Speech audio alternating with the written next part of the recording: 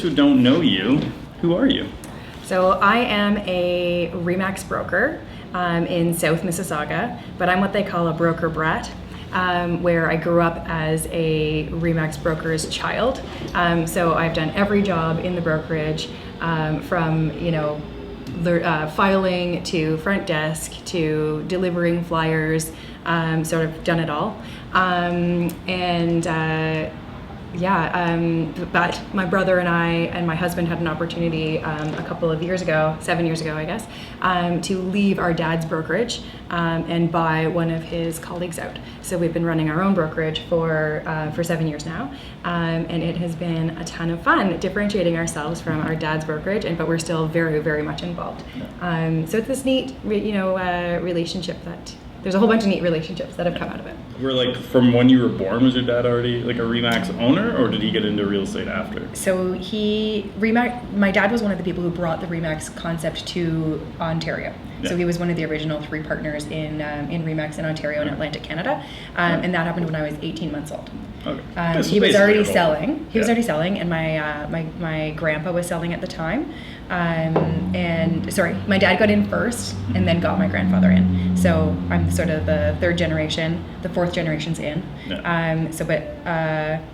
So my dad, all of my dad's 5 siblings are in the business. Yeah. And then there's 5 or 6 of the cousins that are in the business in some way. Six of the cousins that are in the business. 4 of us selling. One's a law clerk. It's. So how many of them are with your brokerage?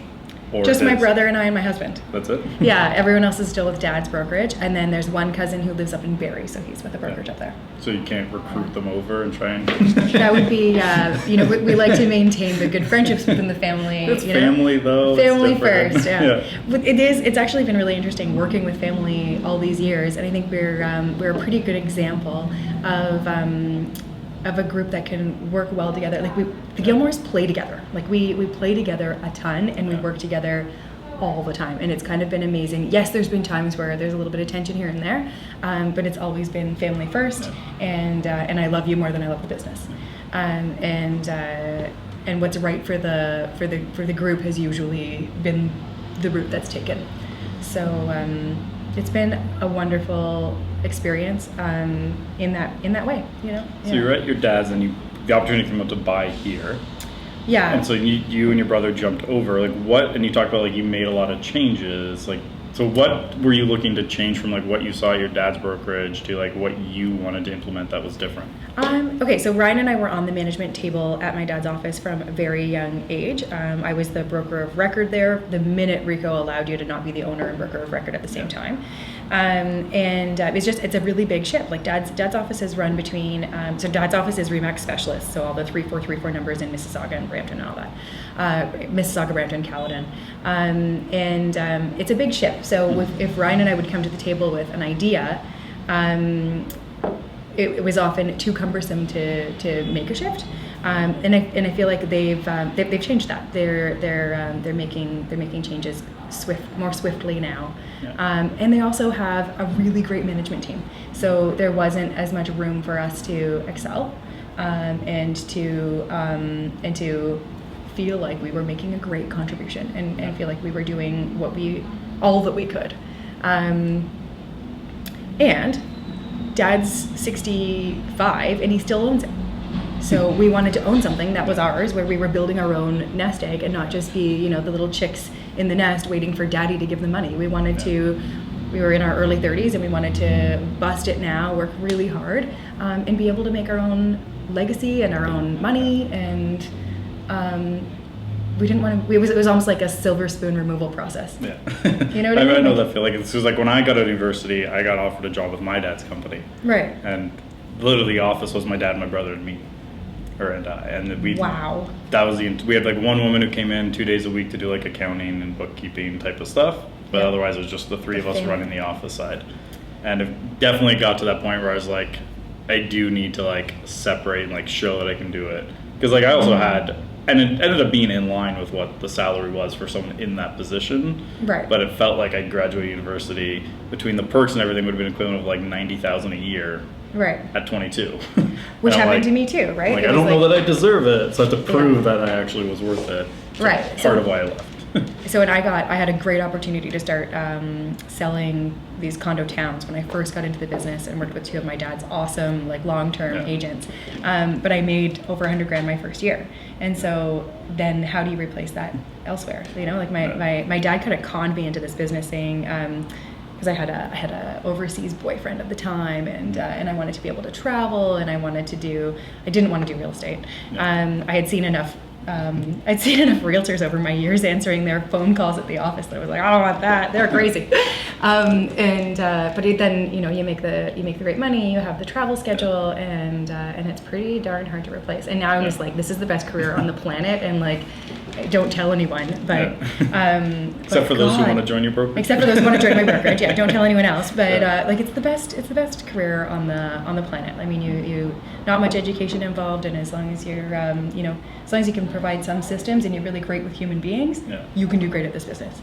My husband, when he was so we bought the business and then he got his license. He'd been working on it beforehand, and he can sell ice to Eskimos. He's always had like sales job after sales job after sales job. But he would come to the parties and he'd be like, "That person makes that much money." He's like, "Then I can do this." You know? I feel like that's half of agents that like didn't come from family in the business. Is like, if that person can make money, I can do it. Oh, it's wild. Some of the people where you're like, you can say that in public and still run a business, or you can keep your business that simple. Like it can be that simple, and you can make, you know, $250,000 or $500,000 a year. It's like incredible. Like there's a woman in my old office who she'd do like between $600,000 and $800,000 a year, had a $500 a year marketing budget, and that was it. Why? $500 a year marketing budget. I thought you said $500,000. No. I was like, I know that guy. $500. That's it. Let's and her reasoning was, I need to make sure my clients know I haven't died. So she does just enough newspaper marketing so that if it shows up at their house, they can died. Yeah, otherwise it's all 100%. She says she's 97% referral. Yeah, and it's like 3% like sign calls. So that is someone who spends a heck of a lot of time on the phone or going to see their past clients, and like their past clients must love her. Yeah, right. Like, I think she's like 9 months a year, like 12 to 14-hour days. Right, and then leaves for 3 months. Good gig. I'll take it. Yeah. I'll take it. It's a nice setup. It is. It's a great setup. And that's the beauty. Like you can create the life you want to live, you know, and work your business around it for the most part. Are you going to encourage your kids to get into it? Oh gosh, no. It's a terrible business. Oh, you know what? It's the stress that'll get you, right? It's the stress of you know, being January 1st and not knowing how you're going to do it again next year. But really that just means you either haven't got a system in place or you haven't prospected enough through the fall. So would I tell my children to get into this? You know what, if the one that's the right personality, sure. I have one that could probably sell real estate tomorrow. He's 7. But I have another one who it would make crazy. It would make him absolutely crazy. So they get to choose what they want to be. But and my mom sat both of us down and she was like, "Don't do this. Like, this is a crazy business to get into." Both, like when I got in the business and when Ryan got in the business, she was just like, "You guys like know what you're getting into." Yeah. And she would have said, "Don't do it." And she probably told us not to do it with the brokerage business too, because it's responsibility to this incredible level with not as great payout as, like, you know, like there's 30 or 40% of your agents who are making more than you are. You know, and you're just like, why am I doing this? Why do I have all this responsibility then? So speaking of, like, you work with your brother, so how do you guys actually split like the responsibilities without having like too much overlap? So Ryan and I are really cool as partners in that we have the same goal, but we have very different skill sets. I was arts, drama, I did some courses to be a therapist, right? So I have like people, I want to nurture people. And Ryan worked for Microsoft, wrote a program that did his own job for, you know, he's a nerd. he's like the most awesome people person nerd. And I say nerd with love.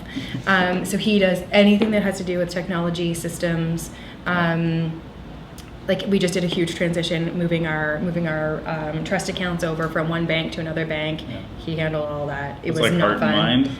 Yeah, exactly. So if it's basically like if it's a mommy question, if it's a daddy question, go to that person. Yeah. So even if an agent calls me and says, hey, I'm having this trouble with my, with my the flow of my paperwork, whatever, I'm like, call Ryan. I have terrible trouble with that too. And if it's more of client relationships, building systems within your business, marketing. Is this aesthetically nice? Is this not? Is the wording proper or not? I'm your girl. Yeah, so we basically divvied up most of the decisions based on our skill sets, and we refer our agents back to the other person if they're asking us about something that's outside of our skill set. We both know Rico very well. I was the broker of record at Specialist for 5-6 years. He's the broker of record here. He's the best broker of record I've seen. He's so good. He can get people money, or he knows the right. He knows it so well. He's a better broker of record. And then we basically said, if it's a decision that's going to cost the company more than X amount of dollars, talk to me. Otherwise, make the decision. That wasn't my purse. It was your purse. It was just Merce. Yeah. Little backpack. It's a new one. I'm sure it's fine. There's nothing breakable in it. Nice. Ish. So by the time this episode airs, the other one will have aired. But we talked about it filming on a recent one. And it was, if their kids eventually took over, they would make them buy it like they would if it wasn't family. Would you do that with your kids, or would you make like a special family deal or no money up front and they just take over the business when you're ready? Excellent question, and I can tell you because we've been in conversation with our dad about what we would do if he was ready to sell Specialists. Mm-hmm. And he had an idea that was like, basically pay me an awesome salary until I die. Mm-hmm. And you guys can just like have it. And we didn't want that. We were like, no, let's evaluate the business. Let's evaluate the business, 4 years ago. Make it as awesome as it can possibly be under your rule. And establish a price and let us buy it from you. Because A, at some point we want to be done buying it. And B, we want it to be fair. We really want it to be fair. And C, my dad's the most generous guy on the planet, so he will gift us he has gifted us in so many other ways and enriched our lives in so many ways that we wanted to make it, or we will, if and when that time comes, we want to make it as legit as possible.